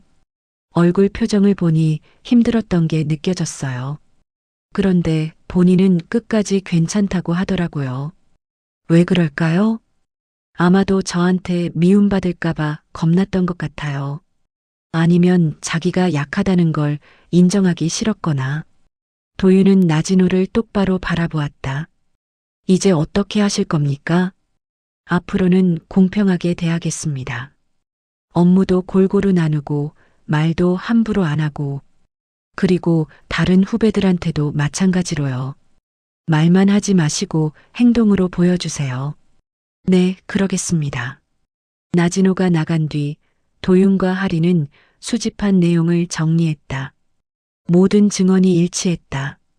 성주는 과중한 업무에 시달렸고 센터는 그것을 방치했으며 일부 직원은 그것을 이용했다. 이제 센터장한테 최종 통보해야겠어. 뭐라고 할 거야? 한 달 안에 개선 계획 제출하고 3개월 후에 재점검. 만약 개선 안 되면 행정조치. 그 정도면 충분할까? 충분하게 만들어야지. 우리가 계속 압박하면. 두 사람은 센터장실로 향했다. 하영주는 창밖을 바라보고 있다가 문 여는 소리에 돌아섰다. 결과가 나왔습니다. 도윤이 두꺼운 보고서를 책상 위에 올려놓았다. 하영주는 표지를 보더니 한숨을 내쉬었다. 많이 나쁜가요? 나쁘다기보다는 방치했다는 표현이 맞겠네요. 할인이 말했다. 직원 면담 결과 모두가 문제를 알고 있었습니다. 하지만 아무도 해결하려 하지 않았죠. 센터장님도 마찬가지고요. 하영주는 고개를 숙였다. 변명할 여지가 없었다. 그는 관리자로서 책임을 다하지 못했다. 편한 대로, 조용한 대로 문제를 덮어두기만 했다. 어떻게 하면 되겠습니까? 보고서에 다 나와 있습니다. 읽어보시고 한 달 안에 개선 계획 제출하세요. 알겠습니다. 그리고 한 가지 더. 도윤이 단호하게 말했다. 이건 경고입니다. 만약 3개월 후 재점검에서 개선이 안 되어 있으면 센터 운영에 대한 전면 감사가 들어갑니다. 하영준의 얼굴이 창백해졌다. 전면 감사는 센터장 교체까지 이어질 수 있는 중대한 조치였다. 명심하겠습니다. 센터를 나서며 할인이 동생에게 물었다. 오빠, 우리 너무 강하게 나간 거 아냐? 이 정도는 해야 해. 안 그러면 절대 안 바뀌어. 성준이는 언제 얘기할 거야? 다 끝나고. 지금 말하면 부담만 될 거야. 그것도 그렇네. 두 사람은 차에 올라 센터를 떠났다. 백미러로 건물이 멀어지는 모습을 보며 도윤은 생각했다. 이제 절반쯤 왔다. 문제를 드러냈고 압박을 가했다. 이제 남은 건 변화를 확인하는 것뿐이었다. 저녁 무렵 오재영은 사무실에 홀로 앉아 있었다. 책상 위에는 3년간의 계약서가 펼쳐져 있었다. 그는 계산기를 두드리며 손익을 따져봤다. 만약 정상 시세로 조정하면 수익이 절반으로 줄어들었다. 이걸 어떻게 하나? 그는 한숨을 내쉬었다. 하지만 선택의 여지가 없었다. 도윤과 할인의 눈빛을 기억했다. 그들은 절대 물러서지 않을 사람들이었다. 만약 여기서 버티면 더 큰 문제가 될 것이었다. 오재영은 센터장에게 전화를 걸었다. 센터장님, 저 오재영입니다. 네, 총무님. 계약 조정하려고 합니다. 정상 시세로 맞추겠습니다. 전화 너머로 하영준의 안도하는 소리가 들렸다. 감사합니다. 그렇게 해주시면 저희도 부담이 덜합니다. 대신 계약 기간은 유지해 주실 수 있나요? 그건 괜찮습니다. 다만 앞으로는 투명하게 진행합시다. 네, 알겠습니다. 전화를 끄는 오재영은 의자에 깊숙이 몸을 기댔다. 손해였지만 어쩔 수 없었다. 그리고 어쩌면 이게 맞는 길인지도 몰랐다. 지금까지 해온 방식이 잘못되었다는 걸 인정하는 것. 그것이 새로운 시작이 될 수도 있었다. 그날 밤 춘호는 도윤에게서 전화를 받았다. 아버지, 후원단체 사람이 계약 조정하기로 했습니다. 그래, 잘 됐구나. 센터장도 개선 계획 준비 중이에요. 이제 거의 다 왔어요. 고생한다, 아들. 아버지, 그런데 성준이한테는 언제 얘기할까요? 춘우는 잠시 생각했다. 다 끝나고 하거라. 중간에 알면 아이가 부담스러워할 게다. 알겠습니다. 전화를 끊은 춘우는 창밖을 바라보았다. 밤이 깊어지고 있었다. 별들이 하나둘 나타나기 시작했다. 그는 마음속으로 중얼거렸다. 조금만 더야. 조금만 더 기다려라. 2주가 지났다. 센터에는 눈에 띄는 변화가 시작되고 있었다. 가장 먼저 달라진 건 채용 공고였다. 센터 게시판에 조무사 2명 모집 공고가 붙었다. 오래 방치되었던 인력 충원이 드디어 시작된 것이었다. 직원 휴게실 분위기도 달라졌다. 매주 월요일 아침마다 짧은 회의가 열렸고 그 자리에서 이번 주 업무 분담이 논의되었다. 더 이상 누군가 혼자 떠안는 일은 없었다. 모든 것이 투명하게, 공평하게 배분되었다. 성주는 이 변화를 신기하게 바라보고 있었다. 왜 갑자기 센터가 이렇게 달라졌는지 이해할 수 없었다. 하지만 확실한 건 일이 전보다 훨씬 수월해졌다는 것이었다. 성준 씨, 오늘 야간 근무는 제가 할게요. 나진호가 다가와 말했다. 성준은 놀란 표정을 지었다. 아니에요, 선임님. 제가 할게요. 아니야. 이번 주는 내 차례야. 순환 근무표에 나와 있잖아. 나진호는 휴게실 벽에 붙은 근무표를 가리켰다. 정말로 그의 이름이 적혀 있었다. 성주는 어리둥절한 표정으로 근무표를 바라보았다. 선임님 요즘 많이 달라지신 것 같아요. 그래, 나도 느껴? 네. 전보다 훨씬 친절하시고 일도 공평하게 나누시고. 나진호는 잠시 머뭇거리다가 솔직하게 말했다. 사실 그동안 내게 미안한 게 많았어. 선배라는 이유로 함부로 대했고 일도 많이 떠넘겼지. 아니에요, 괜찮았어요. 괜찮지 않았어. 내 표정 보면 알아. 힘들었을 거야. 성주는 대답하지 못했다. 사실이었기 때문이다. 힘들었다. 매일 밤 집에 돌아가면 녹초가 되었고 주말에도 긴급 호출에 시달렸다. 하지만 그걸 인정하면 자신이 무능하다는 걸 인정하는 것 같았다. 앞으로는 달라질 거야. 나도 노력할게. 나진호는 성준의 어깨를 가볍게 두드리고 자리를 떠났다. 성준은 한동안 멍하니 서 있었다. 가슴 한구석이 따뜻해지는 느낌이었다. 금요일 오후 센터 대회의실에서 운영 개선 회의가 열렸다. 센터장, 간호팀장, 주요 직원 대표, 그리고 도윤과 할인이 참석했다. 이번 회의는 지난 2주간의 변화를 점검하고 앞으로의 계획을 확정하는 자리였다. 하영준이 먼저 발표를 시작했다. 지난 2주간 많은 변화가 있었습니다. 신규 인력 채용 공고를 냈고 현재 5명의 지원자가 있습니다. 다음 주에 면접 예정입니다. 프로젝터의 채용 일정표가 떠올랐다. 도윤이 질문했다. 채용 기준은 어떻게 되나요? 경력과 인성을 모두 평가합니다. 특히 팀워크와 의사소통 능력을 중점적으로 볼 예정입니다. 좋습니다. 계속하세요. 하영준은 다음 슬라이드를 넘겼다. 업무 분담 체계도 개선했습니다. 순환 근무표를 만들어서 모든 직원이 공평하게 야간과 주말 근무를 돌아가며 맞도록 했습니다. 화면에 컬러풀한 근무표가 나타났다.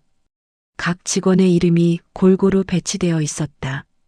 성준의 이름도 다른 사람들과 동일한 빈도로 나타났다. 할인이 끼어들었다. 실제로 이렇게 운영되고 있나요? 간호팀장이 대답했다. 네, 지난주부터 시행 중입니다. 직원들 반응도 좋습니다. 공평하다는 느낌을 받는다고 하더라고요. 직원 만족도는 어떻게 확인하시나요? 매주 금요일마다 간단한 설문을 합니다. 익명으로 의견을 받고 그걸 다음 주 월요일 회의에서 논의합니다. 도윤은 만족스럽게 고개를 끄덕였다. 체계가 잡혀가고 있었다. 하영주는 다음 항목으로 넘어갔다.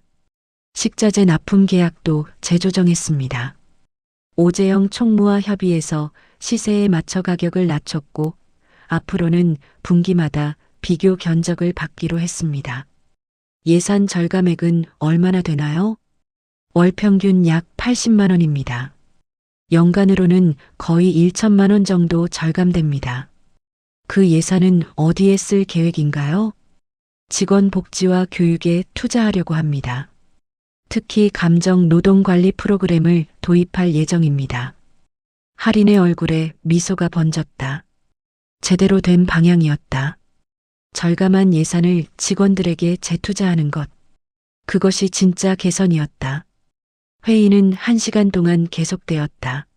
환자 서비스 개선 방안, 직원 상담 체계 구축, 긴급 상황 대응 매뉴얼 정비 등 다양한 주제가 논의되었다. 모든 항목에서 구체적인 계획과 실행 일정이 제시되었다. 회의가 끝나갈 무렵 한 직원이 손을 들었다. 중년 간호사였다. 제가 한 말씀 드려도 될까요? 물론입니다.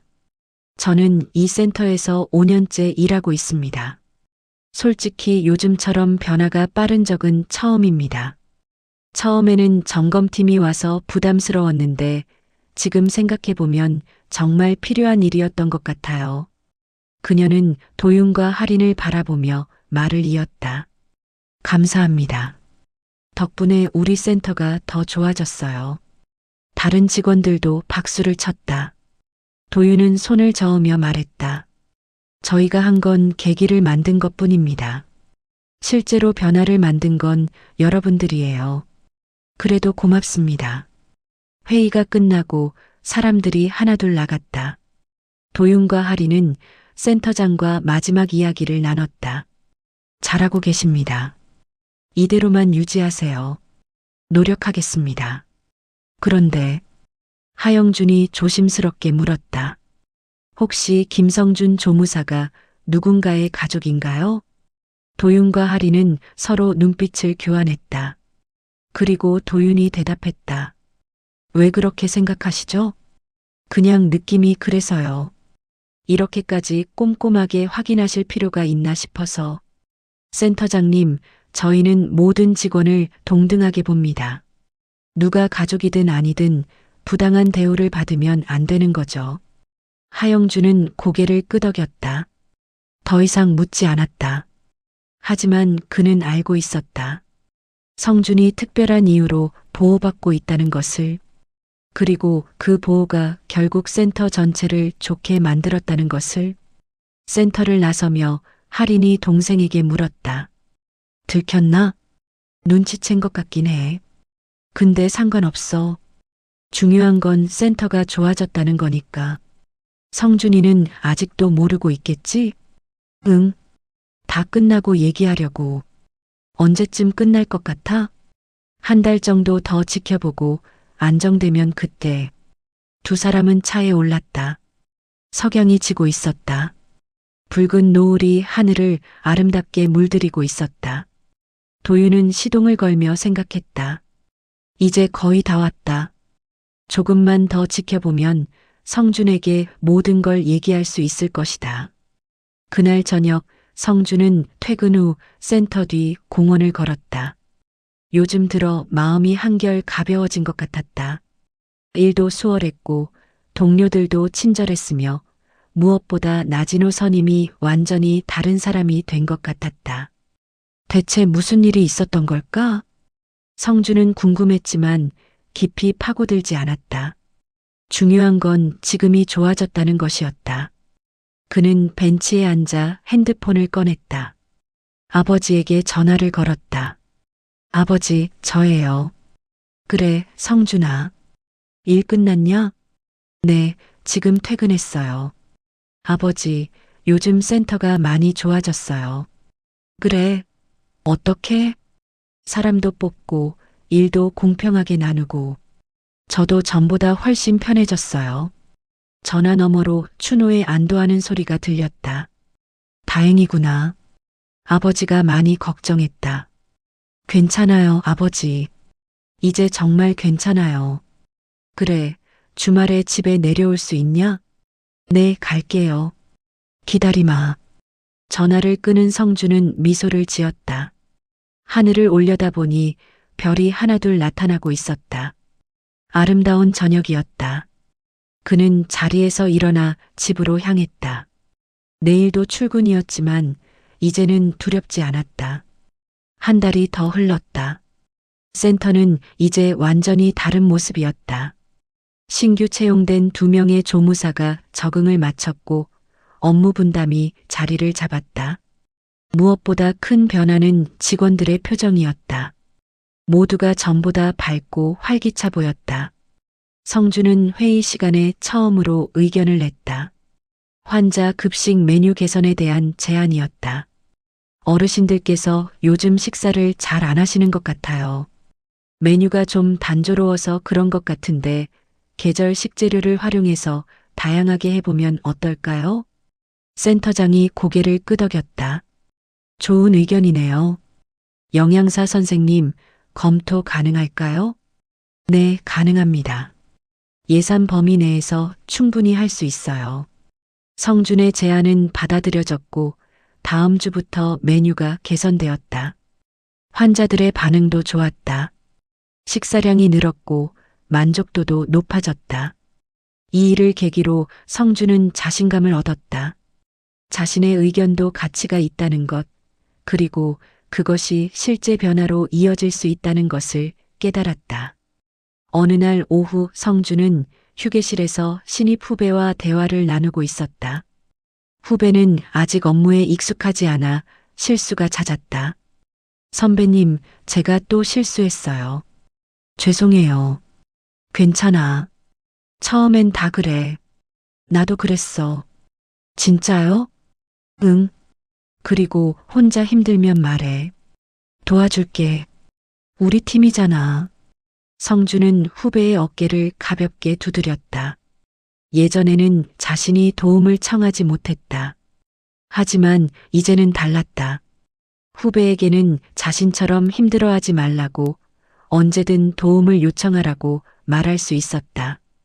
복도 한쪽에서 나진호는 그 모습을 지켜보고 있었다. 그는 미소를 지었다. 성준이 성장하고 있었다. 그리고 그 성장에는 자신의 반성과 변화도 한몫했다는 것을 알고 있었다. 금요일 오후 도윤과 하리는 마지막 정기 점검차 센터를 방문했다. 이번이 3개월 과정의 마지막 점검이었다. 두 사람은 센터를 꼼꼼히 둘러보고 직원들과 면담을 진행했다. 모든 항목에서 개선이 확인되었다. 인력 배치는 공정해졌고 근무 환경은 나아졌으며 환자 서비스 질도 향상되었다. 식자재 납품도 투명하게 관리되고 있었다. 센터장실에서 하영주는 두 사람에게 최종 보고서를 제출했다. 3개월간의 개선 내용입니다. 모든 항목이 계획대로 실행되었고 직원 만족도도 크게 향상되었습니다. 도윤이 보고서를 넘기며 확인했다. 숫자들은 거짓말하지 않았다. 직원 이직률 감소, 환자 만족도 상승, 예산 집행 효율성 개선, 모든 지표가 긍정적이었다. 잘하셨습니다. 이대로 유지하세요. 감사합니다. 그런데 하영준이 조심스럽게 물었다. 이제 정기 점검은 끝난 건가요? 네, 공식적인 점검은 이번이 마지막입니다. 하지만 자체 점검은 계속하셔야 합니다. 할인이 덧붙였다. 변화는 한 번으로 끝나는 게 아닙니다. 계속 관리하고 개선해야 유지됩니다. 알고 있습니다. 매달 자체 점검표를 작성해서 보관하고 있습니다. 좋습니다. 그럼 저희는 이만. 도윤과 하리는 자리에서 일어났다. 하영준도 따라 일어나며 깊게 고개를 숙였다. 정말 감사합니다. 덕분에 센터가 많이 좋아졌습니다. 저희가 한 건 계기를 만든 것뿐입니다. 실제로 변화를 만든 건 센터장님과 직원분들입니다. 두 사람은 센터를 나섰다. 복도를 지나가며 3층 환자실 쪽을 바라보았다. 저 어딘가에서 성준이 일하고 있을 것이었다. 하지만 이제는 더 이상 과로에 시달리지 않았다. 공평한 환경에서 동료들의 지지를 받으며 일하고 있었다. 주차장으로 향하는 길에 도윤이 말했다. 이제 성준이한테 얘기해야겠어. 언제? 이번 주말. 아버지 댁에서 다 같이 모여서. 드디어구나. 응. 이제 말해줘도 될 것 같아. 차에 올라타며 할인이 물었다. 성준이 어떻게 반응할까? 놀라겠지. 하지만 이해할 거야. 가족이니까? 응, 가족이니까. 차는 센터를 떠났다. 석양이 지고 있었다. 붉은 노을이 도시를 물들이고 있었다. 도윤은 백미러로 센터를 마지막으로 바라보았다. 이제 그곳은 안전한 곳이었다. 성준이 안심하고 일할 수 있는 곳. 그날 저녁 춘호는 과수원에서 겨울 준비를 하고 있었다. 나무 한 그루 한 그루에 짚을 둘러주고 거름을 주었다. 겨울을 잘 견뎌야 봄에 좋은 꽃을 피울 수 있었다. 올해도 수고했다. 내년에 또 보자. 나무는 대답하지 않았지만 춘호는 알고 있었다. 나무들이 자신의 말을 듣고 있다는 것을, 그리고 내년 봄이 오면 다시 푸르게 잎을 틔울 것이라는 것을. 핸드폰이 울렸다. 도윤이었다. 아버지, 이번 주말에 다 같이 모이면 어떨까요? 무슨 일이냐? 성준이한테 이제 얘기하려고요. 그동안 있었던 일들을. 춘호는 잠시 침묵했다. 그리고 천천히 대답했다. 그래, 이제 때가 된 것 같구나. 토요일 저녁에 오너라. 네, 아버지. 제가 음식 준비해 갈게요. 아니다. 내가 할게. 너희는 그냥 오기만 해라. 알겠습니다. 전화를 끄는 춘호는 과수원을 바라보았다. 나무들이 겨울바람에 흔들리고 있었다. 하지만 뿌리는 단단했다. 어떤 바람이 불어도 쓰러지지 않을 만큼. 이제 다 끝나간다. 춘호는 마음속으로 중얼거렸다. 그리고 집으로 돌아가 주말 준비를 시작했다. 아이들이 좋아하는 음식을 만들 것이었다. 오랜만에 온 가족이 모이는 자리니까. 가을 과수원에서 딴 사과도 한가득 담겨 있었다. 따뜻한 저녁 공기 속에서 가족들의 웃음소리가 퍼졌다. 오랜만에 다 같이 모였구나. 춘호가 미소를 지으며 말했다. 세 남매도 환하게 웃었다. 성주는 형과 누나가 함께 온 것이 신기했다. 평소에는 각자 바빠서 이렇게 모이기 힘들었는데. 형, 누나, 무슨 특별한 날이에요? 아니, 그냥 오랜만에 보고 싶어서. 도윤이 대답했다. 하지만 그의 눈빛에는 무언가 말하고 싶은 것이 담겨 있었다. 식사를 하며 네 사람은 소소한 이야기들을 나눴다. 요즘 근황, 일상의 에피소드, 추억 이야기. 편안하고 자연스러운 대화가 이어졌다. 식사가 끝나갈 무렵 도윤이 조심스럽게 말을 꺼냈다. 성준아, 요즘 일은 어때? 좋아요, 형. 전보다 훨씬 좋아졌어요. 구체적으로 뭐가 좋아졌는데? 일단 사람도 충원됐고 업무도 공평하게 나눠지고 나진호 선임님도 완전히 달라지셨어요. 할인이 끼어들었다. 어떻게 달라졌는데? 예전에는 좀 까칠하셨는데 요즘은 되게 친절하시고 배려도 많이 해주세요. 저한테 먼저 사과도 하시고. 세 사람은 서로 눈빛을 교환했다. 성주는 그 눈빛의 의미를 알지 못했다. 도윤이 다시 물었다. 그 변화가 왜 일어난 건지 생각해 본 적 있어? 글쎄요, 센터에 점검팀이 와서 그런가. 그 이후로 분위기가 확 달라졌거든요. 그 점검팀 말인데. 도윤이 잠시 멈췄다. 그리고 천천히 말을 이었다. 성준아, 그 점검팀이 우리였어. 나하고 누나. 성준의 손이 멈췄다. 그는 형을 빤히 바라보았다. 뭐라고요? 내가 힘들어하는 걸 아버지가 보셨어. 그래서 우리한테 얘기하셨고 우리가 센터를 점검한 거야. 성주는 형과 누나를 번갈아 바라보았다. 그리고 아버지를 보았다. 춘호는 조용히 고개를 끄덕였다. 그럼 센터가 갑자기 좋아진 건? 응. 우리가 개입했어. 인력 충원, 업무 재분배, 식자재 계약 재조정. 모든 게 그때 시작된 거야.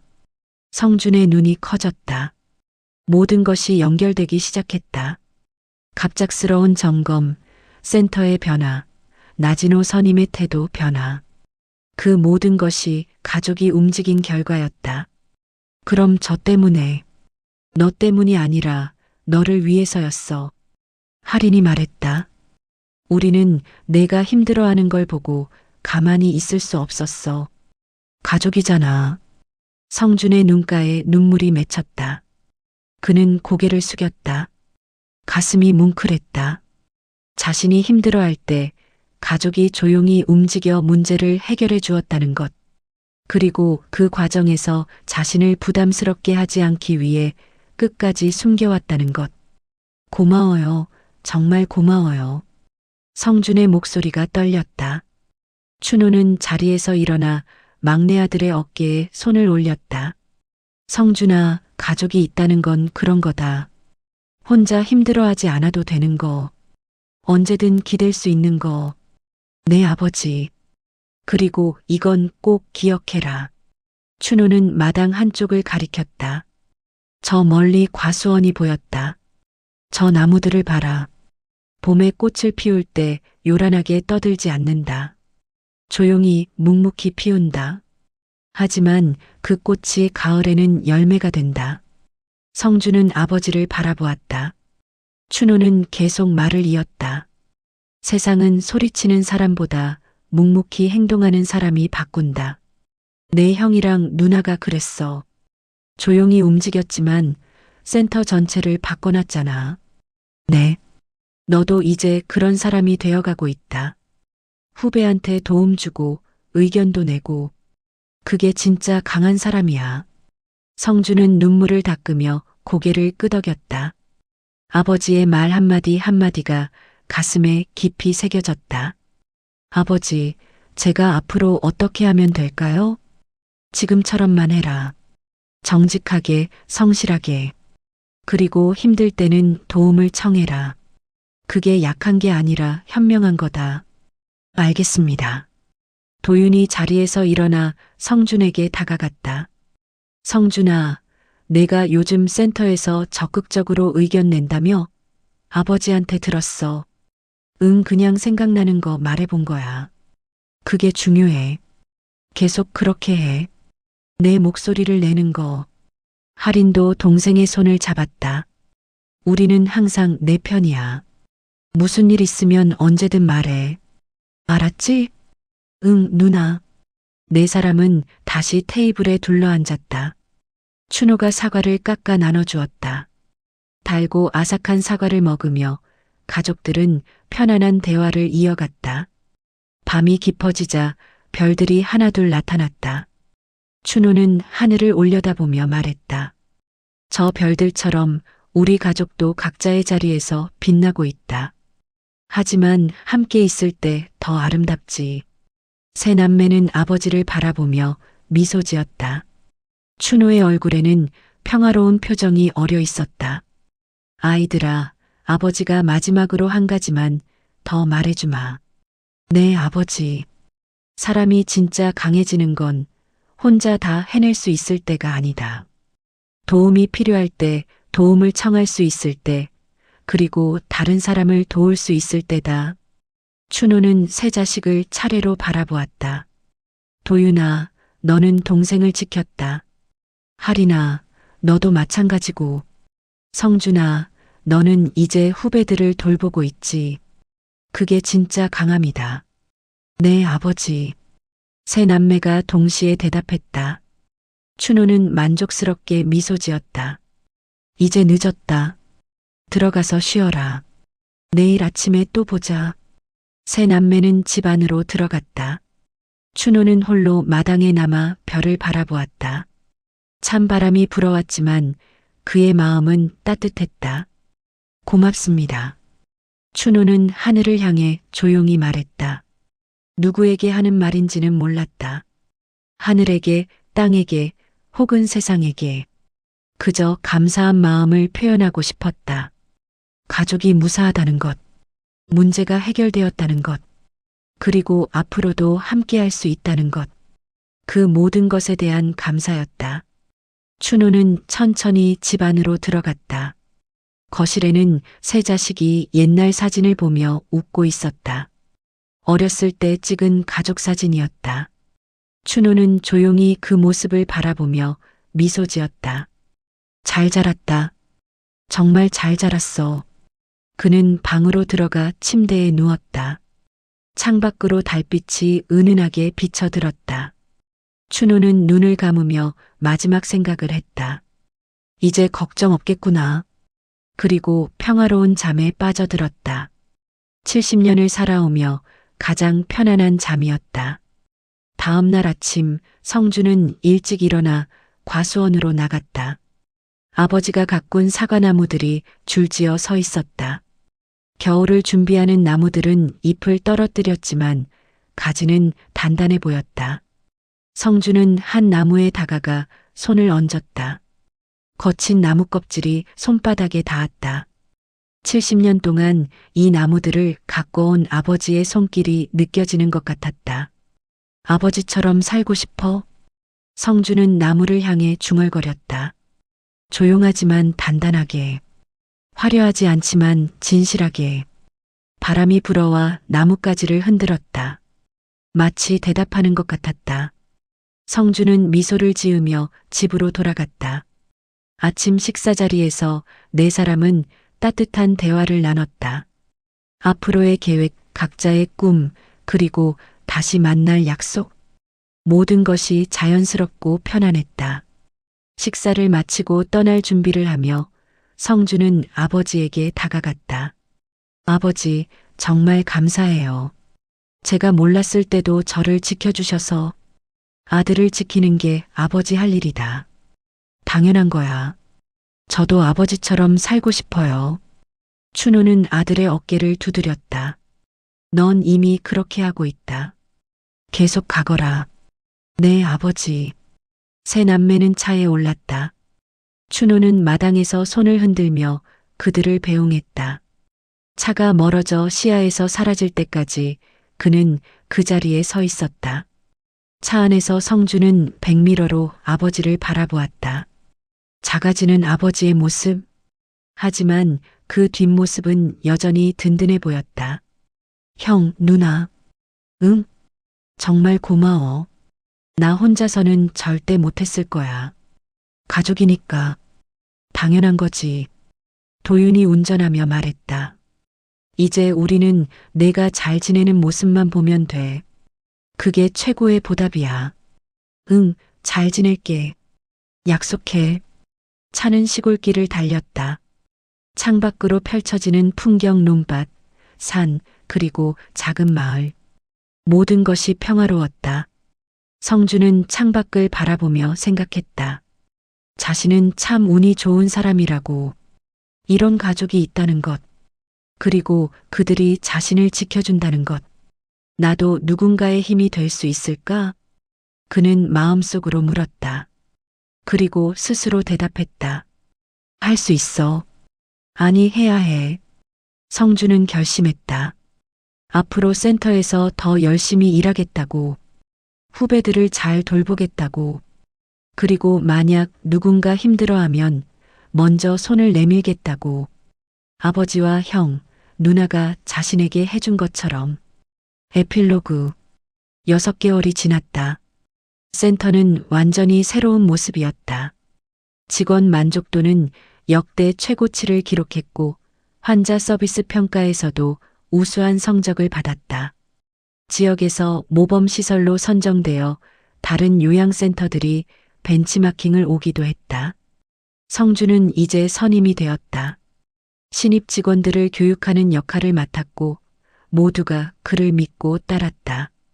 그는 나진호에게서 배운 교훈을 잊지 않았다. 절대 후배를 함부로 대하지 않았고 항상 공평하게 대했다. 어느 날 한 신입 직원이 그에게 조심스럽게 물었다. 선배님, 일이 너무 힘들어요. 제가 못하는 건가요? 성주는 그 직원의 어깨를 가볍게 두드리며 말했다. 힘든 게 당연해. 나도 처음엔 그랬어. 그런데 말이야, 힘들 때 혼자 참으면 안 돼. 도움을 청하는 게 약한 게 아니야. 정말요? 응. 우리는 팀이잖아. 함께 일하는 거야. 신입 직원의 눈에 눈물이 맺혔다. 그리고 작게 말했다. 고마워요, 선배님. 성주는 미소 지었다. 누군가에게 힘이 될 수 있다는 것. 그것이 얼마나 큰 의미인지 이제는 알고 있었다. 퇴근 후 성주는 아버지에게 전화를 걸었다. 아버지, 저 요즘 정말 좋아요. 그래, 다행이구나. 일도 재밌고 후배들도 잘 따르고 제가 누군가에게 도움이 되고 있다는 게 느껴져요. 전화 너머로 춘호의 웃음소리가 들렸다. 그거면 됐다. 그게 진짜 성공이다. 아버지, 사랑해요. 나도 사랑한다, 아들. 전화를 끊은 성주는 하늘을 올려다보았다. 별들이 총총히 빛나고 있었다. 그는 깊이 숨을 들이마셨다. 공기가 차갑지만 상쾌했다. 세상은 소리치는 사람보다 묵묵히 행동하는 사람이 바꾼다. 아버지의 말이 떠올랐다. 성주는 고개를 끄덕이며 중얼거렸다. 저도 그런 사람이 될게요, 아버지. 그리고 그는 집으로 향했다. 내일도 출근이었다. 하지만 두렵지 않았다. 오히려 기대되었다. 오늘보다 나은 내일을 만들 수 있을 것 같았다. 춘호는 그날 밤 과수원에 홀로 서 있었다. 겨울 밤 공기가 차가웠지만 그의 마음은 따뜻했다. 세 자식 모두 잘 지내고 있었다. 그것으로 충분했다. 고맙습니다. 그는 하늘을 향해 말했다. 별빛이 과수원을 비추고 있었다. 나무들은 조용히 서 있었지만 봄을 준비하고 있었다. 모든 것은 순환한다. 겨울이 지나면 봄이 오고 봄이 지나면 여름이 온다. 그리고 가을에는 열매를 맺는다. 사람도 마찬가지다. 힘든 시기를 견디면 반드시 좋은 날이 온다. 춘호는 그것을 알고 있었다. 70년을 살며 배운 지혜였다. 그는 천천히 집으로 돌아갔다. 오늘도 좋은 하루였다. 그리고 내일도 그럴 것이다. 왜냐하면 가족이 있으니까. 왜냐하면 사랑이 있으니까. 왜냐하면 희망이 있으니까.